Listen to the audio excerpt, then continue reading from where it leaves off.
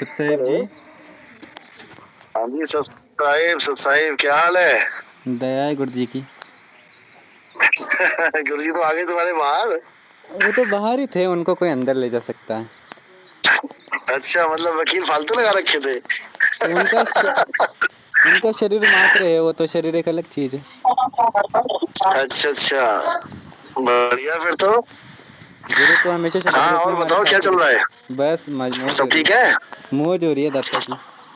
अरे तो सार शब्द को खोजा कि नहीं खोजा? वो तो गुरु जी देंगे सार तभी जाके। शब्द मतलब अभी तक ये समझ में नहीं आया कि वो खोजने की चीज है, वो लेने देने की चीज नहीं है। उसका भेद तो गुरु ही बताता है ना। सार शब्द हमने भाग अरे सुना या भाई, तो परमात्मा बोल करके बताएंगे भेद कहाँ देखना। बताना, जैसे पानी है, पानी का भेद बताया जाता है कि जमीन के नीचे है। हाँ, तो गुरु जी से पूछना पड़ेगा कि गुरु जी समझे? कहाँ पे हैं। हाँ, तो गुरुजी भेद थोड़ी नहीं बता रहा है, गुरुजी तो नाम जपवा रहा है, सत कबीर सत कबीरा, इसको नहीं सार शब्द बता रहा है।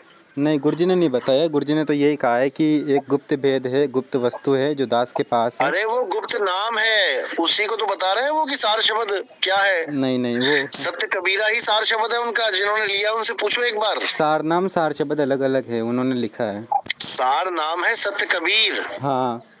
और सार शब्द है सत्य कबीरा। नहीं, सार शब्द एक धुन है, एक झनकार है जो प्रकट होती है। गुरुजी ने यही कहा है, सार शब्द एक दिव्य दृष्टि खुलती है, क्रिया है जो बताई जाती है।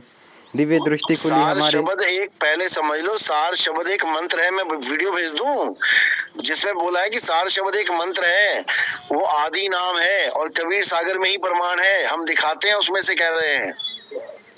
नहीं और क्या गुरुजी, दिखाएंगे? आदि नाम है सत्य कबीरा, जो जन गहे मिटे भव पीरा। तो आदि नाम ये और आदि लाइन दिखा शब्द के अलग अलग कहते है। हैं। परमात्मा का नाम तो कबीर है, उसी को सार नाम कहते हैं, लेकिन शब्द एक अलग चीज है। और अपने ठिकाना पहुंच जाते हैं। मकर तार का खेल कांगना अल्लल ध्यान जचा के, और बैठ विश्वास शब्द सेज बिछा के, जो शब्द छह लावे। अब कहते हैं जैसे पत्नी पति का इंतजार करती है, ऐसे ही तूने कुछ धीरज रखना पड़ेगा उस शब्द के प्रगट होने तक। न्यों नहीं कि आज ही नाम लिया है और कल ही तुझे वो अनहद प्रगट हो जाएंगे। नुके बैठ विश्वास पक्का दृढ़ निश्चय सोच ले, पूरा विश्वास सोच ले, डगमग ना हो ये। और बैठ विश्वास सेज बिछा कर शब्द छह लावे। जब ये प्रक्रिया तेरी होगी, शादी भी होगी, सारे काम होंगे, तो वो शब्द छैल भी आओगा, अर्थात वो शब्द भी आपको जरूर प्रगट होगा, क्योंकि आपकी प्रक्रिया पूरी होने लग रही है। तो शांति रखना, इसमें डगमग ना होना। बैठ विश्वास सेज बिछा के वो शब्द, वो अनहद शब्द, अनहद बाजा, वो छह लावे, यानी वो आपका प्रिय जिसके लिए तड़प रहे हैं, उस शब्द रूपी परमात्मा, वो फिर न्यों में लगा भाई। वो शब्द स्वरूपी राम जिसको अकाल मूर्त के, वो ऐसे मिलेगा। सतनाम और सारनाम, सतनाम के करेगा वो की लावेगा सांस का सिमरन, और सारनाम फिर नलका बन जाएगा ऊपर, फिर उसमें तो शब्द यानी परमात्मा वो पानी डूंडा ठा देगा। और ये नहीं है तो झूठी बात है भाई, अपना कर्म बिगाड़ के जाओगे। परमात्मा का नाम कबीर कैसे है ये बताओ। फिर सतसुकृत किसका नाम है? मुनिंद्र किसका नाम है? ये तो करुणामय किसका नाम है? रियल नेम नहीं है, ये एक अलग है जो रख दिए थे। अगर 3 युग होते, सतयुग द्वापर त्रेता और कलयुग होता ही ना, तो रियल नेम तो आता ही ना, क्योंकि कलयुग में कबीर नाम रखा गया उन्होंने। नहीं, सतलोक के जो परमात्मा है ना, उनका नाम भी कबीर ही है। अरे भाई, किसने बोल दिया तुमको? उन्होंने कहा है उनका नाम परमात्मा ने। कबीर है। नहीं, मुझे एक बात बताओ, सतलोक के परमात्मा का नाम कबीर किसने रखा? खुद ने अपने रखा आप रख लिया उन्होंने कि मेरा नाम कबीर है। वो अपने आप ही रखा। जैसे उन्होंने कलयुग के अंदर आकर के कहा कि कलयुग नाम कबीर रखाया, जानबूझ कर रख के रखवा लिया मैंने। कलयुग नाम रखा है ना, कलयुग में रखा है कबीर नाम, सतयुग में सतसुकृत रखा। हाँ, क्यों? जैसे कि नाम है मंजीत, जैसे कि तुम्हारा नाम मंजीत है।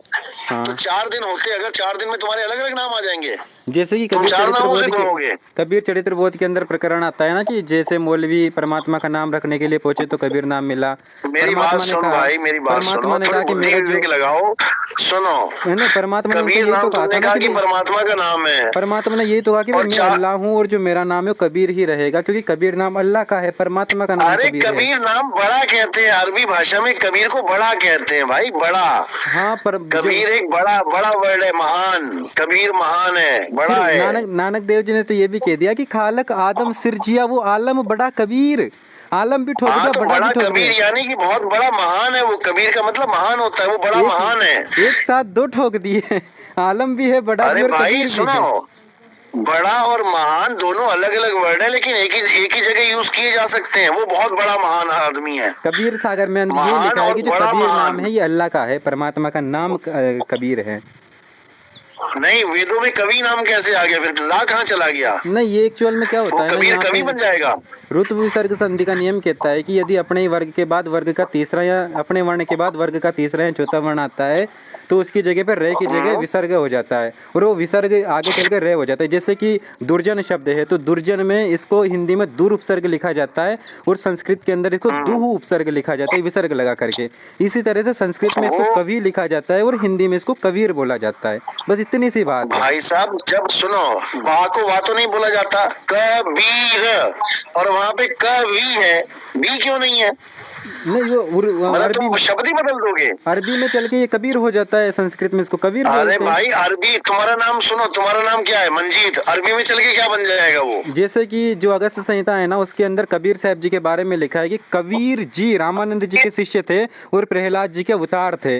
कबीर लिखा है, सुनो, कबीर नहीं। कबीर जी नहीं थे, कबीर नहीं थे, कबीर थे। या तो बा बोल दो या वाह बोल दो। लेकिन अगस्त संहिता के अंदर कबीर साहब जी को कबीर जी लिखा है, कबीर। कवि जो होता है ना, कवि का मतलब होता है जिसको दोनों तरफ का ज्ञान हो। जो वेदों में कवि शब्द बोला गया है ना, वो ज्ञानी पुरुष के लिए बोला गया है, जिसको संसार का और जिसको अध्यात्म का दोनों का ज्ञान हो। यानी कवि नाम परमात्मा जिसको का कहते है। हैं हम, कवि नाम परमात्मा का है, जो महर्षि दयानंद का सत्यार्थ प्रकाश है उसके अंदर भी उसने यही लिखा है कि कवि नाम परमात्मा का है। कवि नाम परमात्मा का है वो। चलो ठीक है, एक बात, असली जो कवि का मतलब होता है जो वेदों में है, उसका मतलब है कि जो जिसकी दृष्टि खुली हुई हो, उसको कवि कहते हैं। कवि का मतलब होता है सर्वज्ञ, और कबीर साहब जी ने कहा है मैं कबीर सर्वज्ञ हूँ, सकल हमारी अरे जात। तो सर्वज्ञ का मतलब कवि होता है, तुम भी कवि हो सकते हो। सर्वज्ञ का मतलब ये थोड़ी नहीं कि कबीर ही है वो। नहीं, उन्होंने तो ये कहा मैं ही हूँ अकेला, मैं कबीर सर्वज्ञ हूँ, सकल अरे वो हमारी इसलिए जात। बोल रहे हैं क्योंकि मुझे गरीबदास दोनों का पंडित ज्ञान है, रामानी संसार लोगों का ने भी और वहाँ का भी, आत्मा का भी, दोनों का ज्ञान है।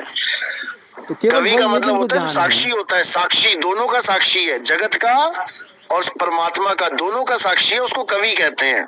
उनके अलावा कोई ना कि ज्ञानी वो है ही नहीं, कबीर केवल है। वही ज्ञानी है। कबीर साहब जी के अलावा किसी को ज्ञान है ही नहीं, उनके अलावा कोई सर्वज्ञ है ही अरे नहीं। वो तो चलो अच्छी बात है, कबीर साहब के अलावा किसी को ज्ञान नहीं, वो तो अच्छी बात है, लेकिन कबीर साहब का नाम कबीर नहीं है। जो तुम इसको मान बैठे हो कि कबीर साहब का नाम कबीर है। जब काल भगवान का नाम निरंजन चारों युग में एक रहा, माया का नाम अष्टांगी चारों युग में एक रहा, तो कबीर साहब का नाम चारों युग में क्यों बदल रहा है? नहीं, कबीर साहब जी का जो सार नाम है, सार विष्णु जी शब्द का नाम चारों युगों में विष्णु ही रहा।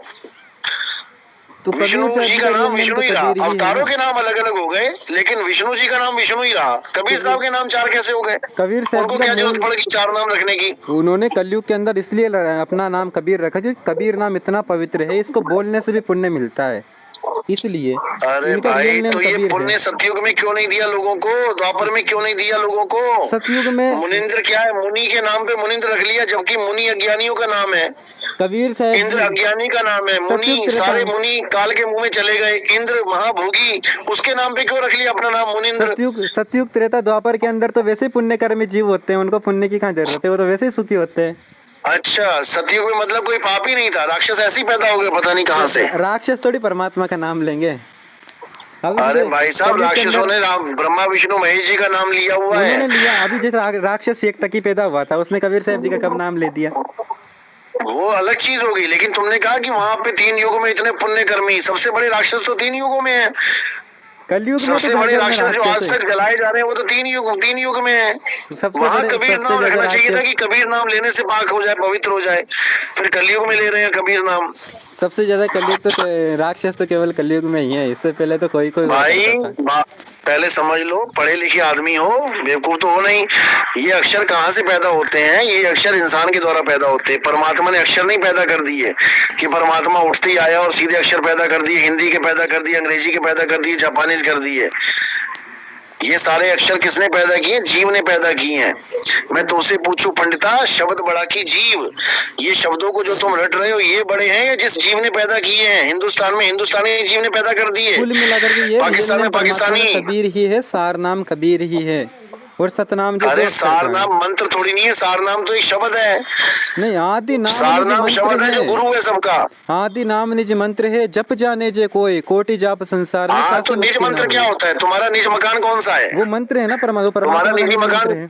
तुम्हारा तो तुम तो किसी का भी नाम रख दो, तुम्हारा निज नाम थोड़ी नहीं है वो। तो वो परमात्मा का निज नाम है ना कबीर। अरे तो परमात्मा का निज नाम नहीं, तुम्हें तुम्हारा निज नाम चाहिए भाई, तुम्हारा निज नाम। जो जाने निज नाम को, हाँ उनके निज नाम, तुम्हारा नाम। का निज नाम को, परमात्मा का निज नाम क्या है? कबीर। परमात्मा का कोई नाम ही नहीं है, वो तो अनाम है। पुरुष अनामी, अनामी क्यों बोला उसका नाम? अनाम का मतलब होता है जिसका कोई नाम ना हो, और तुम उसको नाम पकड़ा रहे हो। हे निह शब्द शब्द से कहे वो, ज्ञानी सोई जो ये पद। अरे नी शब्द शब्द से कही, मैं बता तो रहा हूँ, जो नी शब्द है उसको मैं शब्दों से समझा रहा हूँ तुम्हें। हाँ वो शब्द से कहा जाता है, परमात्मा का नी शब्द। हाँ तो शब्द से कहा नहीं, शब्द से समझाया जाता है। और जो समझदार होता है वो समझता है, मूर्ख समझ नहीं पाता। आदि नाम हम भाग सुनाया, और मूर्ख जीव समझ नहीं पाया। बिल्कुल बोल के समझाते हैं। अब आप बता दो अपना। हाँ तो आदि नाम को बोल के समझाया जाता है, जैसे मैं समझा रहा हूँ कि वो आदि नाम अक्षरों में नहीं आता, वो बोलने में नहीं आता। अगर तुम्हें समझ में आ गई ये बात तो तुम विवेकी हो, और नहीं समझ में आई हो तुम्हारे लिए बोला है कि आदि नाम समझ नहीं पाया मूर्ख जीव बेचारा। आप समझा कहाँ पा रहे हो? बोल करके समझा के बता दो, समझा ही नहीं सकते। अरे तो मैंने समझा तो दिया भाई, ये अक्षरों में मत फंसो। 52 अक्षर जीव आधारा, आदि अक्षर जीव्या से नहीं आ रहा, नहीं समझ में आ रहा। लेकिन परमात्मा का नाम तो कबीर ही है ना। परमात्मा का नाम तुमने रख दिया है, परमात्मा ने कहाँ रखा अपना नाम? परमात्मा ने कलयुग नाम कबीर रखा है, और ऊपर भी परमात्मा का नाम कबीर क्यों ही रखा? है। परमात्मा ने नाम क्यों रखा अपना? सतयुग में अलग क्यों कर दिया? चारों नाम, चारों युग में एक नाम रहता, क्या दिक्कत थी? वेदों में यही बताया कि परमात्मा अपने गुप्त मंत्रों का आविष्कार करता है। वेद कतेब कबीर साहब क्या कह रहे हैं? पंडित उलझ पुलझ के मर जाएगा चारों वेदों में ही। लेकिन वेद मेरा भेद है, वेद परमात्मा का भेद बताता है। अरे वेद हमारा भेद है, हम वेदन के माही, जौन भेद से मैं मिलूं वेदो जानत नहीं। जब वेद नहीं जानते तुम्हें क्या मिलेगा वेद पढ़ के? लेकिन वेद भेद बताएंगे ना, वेद परमात्मा का, कि परमात्मा कैसा है, कहाँ रहता है, कैसे मिलता है। अरे भाई जब वेद खुद नहीं जानते परमात्मा कैसा, नेति नेति वेद दोहराया। वेदों ने कहा ना इति ना इति, परमात्मा ये भी नहीं है, वो भी नहीं है, कुछ भी नहीं है, वो तो बता ही नहीं पाया परमात्मा। वरना वेद से कहाँ कल्याण हो जाता? परमात्मा वेदों ने बताया, वेदों में लिखा है परमात्मा कबीर है, परमात्मा नहीं बताया, वेदों ने निरंजन बताया है। कबीर सागर दोबारा से पढ़ लो, जिसमें उसमें साफ लिखा है कि जो वेदों का ज्ञान है ये काल भगवान का ज्ञान है। वेदों ने काल की महिमा गाई है, ब्रह्मा विष्णु महेश भी नहीं समझ पाए उसकी बात, और सब वेदों के चक्कर में पड़ गए। परमात्मा ने दिए थे। आपने रामदेव जी का नाम सुना होगा, रामदेव जी ने लिखा है। अरे परमात्मा ने नहीं दिए भाई वेद, तुम अनुराग सागर को झूठ बता रहे हो। तो तुम वेद परमात्मा ने नहीं दिए हैं, वेद काल भगवान की रचना है। अनुराग सागर में देखो सारी बातें सही नहीं मानी जा सकती, पहली बात तो। रामदेव जी ने जो लिखा है, रामदेव जी ने लिखा है कि ऋग्वेद यजुर्वेद साथ में, सामवेद अथर्ववेद हाथ में, और सूक्ष्म वेद आप रखाया, 4 वेद ब्रह्मा को सुपाया। इस ब्रह्म ने 4 वेद ब्रह्मा को देकर के 5वां वेद जो परमात्मा ने दिया था खुद रख लिया, और 5 परमात्मा ने 5 वेद दिए थे। नहीं, परमात्मा ने कौन सा वेद दिया था? क्या नाम था उसका? परमात्मा ने इकट्ठा ही दिया था, ये मतलब चारों करके। तो इसने सूक्ष्म वेद को नष्ट करके और 4 ब्रह्मा को दे दिए। ये वेद लिखा किस पे था? कागज पे लिखा था? कहाँ पे लिखा था ये कागज में लिखे थे, बिल्कुल। अच्छा, परमात्मा ने कागज की खोज पहले ही कर डाली थी। पता है कब खोजे गए थे कागज? कब खोजे गए थे? कागज की इन्वेंशन कब हुई थी? कब हुई थी? देखो सुनो आप। अरे भाई मेरे जी देखो, आप ना विज्ञान को आप परमात्मा से नहीं तोड़ सकते। कागज पे लिखे हुए क्या बच्चों वाली बातें कर रहे हैं तुम? विज्ञान को आप परमात्मा से नहीं तोड़ सकते हो। हमारी साइंस कहती है कि अरे मेरे भाई मेरी बात सुनो, तुमने आज कपड़े पहने हैं ना, जो तुमने कपड़े पहने ये कब बने थे पता है तुम्हें? इन कपड़ों से पहले हम क्या पहनते थे पता है तुम्हें? क्या पहनते हैं वो उम्र की छाला और कब पत्ते वगैरह पहनते थे, लेकिन हमारी साइंस कहती है कि तो जो फिर वो कागज कहाँ से आ गया? हमारी साइंस उम्र की कहती है कि छाला अंग्रेजों ने हमारे देश में आकर के लोहे की खोज करी। वहीं पे जो हमारी सभ्यताएं हाँ। मिली है उनमें ताम्र युगीन सभ्यताएं, तांबे की चीजें, लोहे की चीजें सब कुछ मिली है। हमारे राजस्थान की जो सभ्यताएं हैं उसके अंदर लोहे की चीजें मिली है। तुम्हें किसने बोला खोज करी अंग्रेजों ने? यही तो बताया जाता है, हमें यही पढ़ाया जाता है, कक्षा 8 अरे में मैंने भाई यही तो पढ़ा है। लोहे की खोज तो बहुत पहले से हुई है। लोह युग अलग चीज है। अंग्रेजों ने जमीनें खोदी कि हाँ यहाँ पे लोहा है, यहाँ पे हीरा, यहाँ पे सोना है, वो बात अलग है। हमारे पास सब कुछ लेकिन था। लोहा तो पहले से चल रहा है ना, तीर कमान तो लोहे की बने हैं। हमारे पास सब कुछ था पहले, हमारे पास कपड़े भी थे, हमारे पास सब कुछ थे। हमारा कोई इतिहास इतना पुराना नहीं है हमारे पास। हमारा 7 लाख 8 लाख वर्ष पुराना है। तो जो है ना ये बंदरों वंदरों की संतान, हम बंदरों की संतान नहीं, हम परमात्मा की मोबाइल भी संतान। थे सब। नहीं, मोबाइल वगैरह अभी चले हमारे हैं। पास चैट जीपीटी भी था। सॉफ्टवेयर भी थे हमारे पास है। नहीं, बहुत बढ़िया मंजीत भाई, बहुत बढ़िया। पिछले चलो वाले ठीक है, लगे रहो, फिर बाद में करते हैं बात। जरा अभी कोई आ गया फिर करते हैं। अगले कल्प में सतनाम। होंगे सत साहेब।